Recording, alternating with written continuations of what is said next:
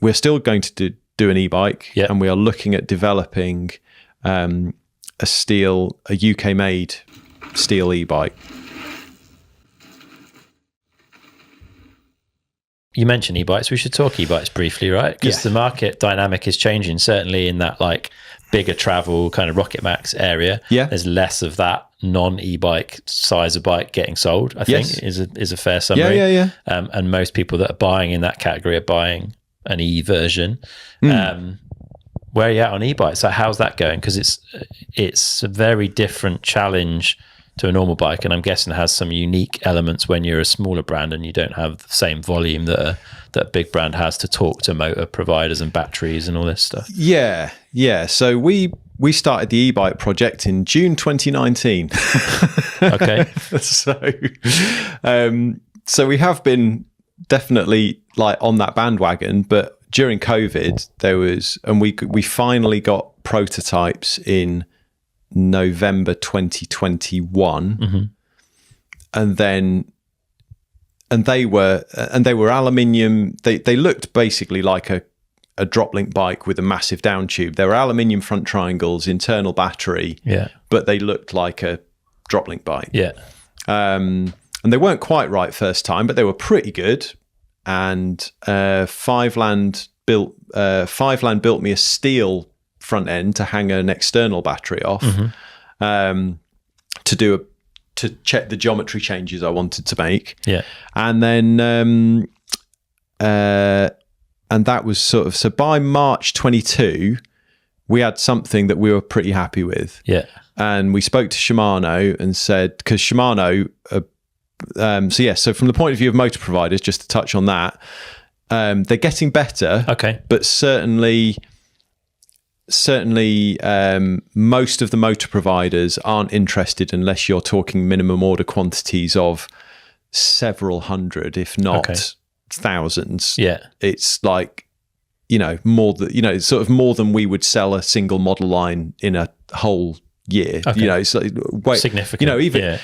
Even with Cotic being sort of one of the bigger little brands, we don't have that kind of volume. Whereas Shimano, we have a brilliant relationship with, and they will basically supply us drive systems down to about sets of 5. Oh, wicked! So they're fantastic to work with. I guess they've been in the mountain bike industry so much longer than some of these other brands that are making motors, so they know how it works at all the levels of the industry. Well, they're also, I think they're just geared up to do it through their small OE programs. Whereas, some of the other brands, people like Bosch and Mahler and people like that, automotive they're tier one automotive suppliers, and they behave exactly like that.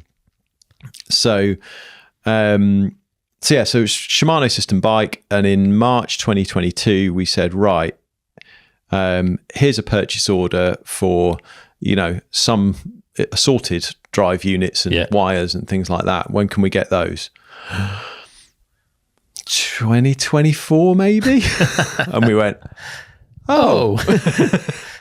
so we've been keen on the e-bike market for some time. We know it's the way to go, and certainly Will, our chief mechanic, like that's his main bike. The prototype e-bike is his bike.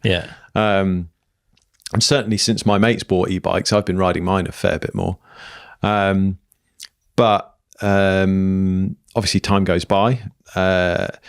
We felt that the whole piece about working with Taiwan for a startup project was going to be difficult in the current situation. And also it was getting to the point where we felt it wasn't very Cotic. It was a good e-bike, and it had Cotic handling and Cotic suspension feel and all of that kind of stuff, but it wasn't, because it was aluminium, because it had the big tube aesthetic and all of that kind of stuff. And obviously things have moved on in the industry as well. It's like the rise of the lightweight e-bike and I've got to say, like my e-bike is a big power 25 kilo, 150, 160 bike.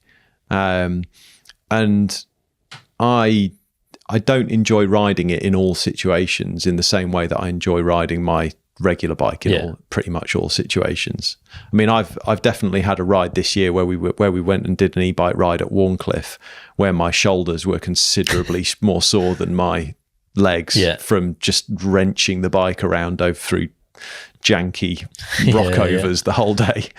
I'm sure if I rode it more, I would get more used to it. But there's a feeling that the lighter weight bike feels like it's the way the industry is sort of moving. And all my mates have got lightweight bikes. They that was the way they went, partly because of what was on offer at the time, but that they felt that was so it's been interesting. So anyway, long story short is that we are looking at developing.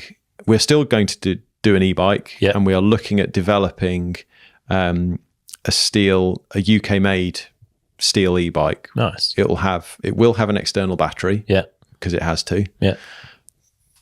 But I think there's some interesting performance things with it, which we'll speak about nearer the time. And Shimano do a lightweight external battery. They do a 418 watt hour external battery. They don't do a lightweight internal battery. Okay. So that's good. So we've got a possibility of doing a lighter weight bike. And also one of the things that's become apparent, because my bike's got an external battery on it, is it's actually much easier to deal with. Okay.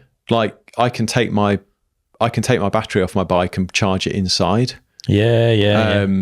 Which if you ever get to an event where you've got some accommodation and 3 of you have got e-bikes, that suddenly becomes a real issue. If you've got to plug the bike in, not the battery. And as the cheaper, as the cheaper sort of e-bike thing becomes more, the really cheap stuff, not just like the kind of thing that we would be interested in. As that becomes more prevalent, we definitely know, certainly from our experience with dealing with our business insurance, but I know from a house insurance point of view, I think insurers are going to be getting more antsy about you storing batteries more securely. Okay. I mean, my RC car batteries, I have to keep in a fireproof case. Really? Yeah. For your house insurance? Not necessarily, well, partly for safety, but it's definitely, okay. Massive RC car geek, we should just point out. Yes, that's my not bikes thing. And shout out to all the old Tamiya junkies out there.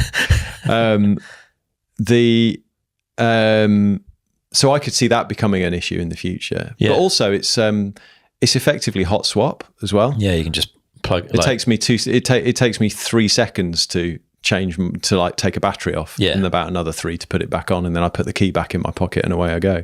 So I think there's some practicality issues that are quite important. It'll be interesting. We'll see. Maybe when we present the bike, I guess the market will tell us. But how far off are we, do you think? They're building prototypes at the moment. Okay. So hopefully we'll have something in the next month. Yeah, but from a production perspective, depends on how close to right I've got this one. I mean, obviously it's built off the experience of the current bikes. So in terms of geometry and things like that, I think we'll be fairly close. But it's the wonders of biking is it's you don't know until you've ridden it. Yeah. So okay. But potentially later this year if everything goes well with the first ones. I mean that's the thing, is that it could I think I'd love it to be that fast. But certainly the fact that we're planning to build it in the UK, we're going to get these swing arms from our friends in Czech Republic. It's certainly going to be a much faster turnaround than anything we could do in the Far East. Yeah, fair.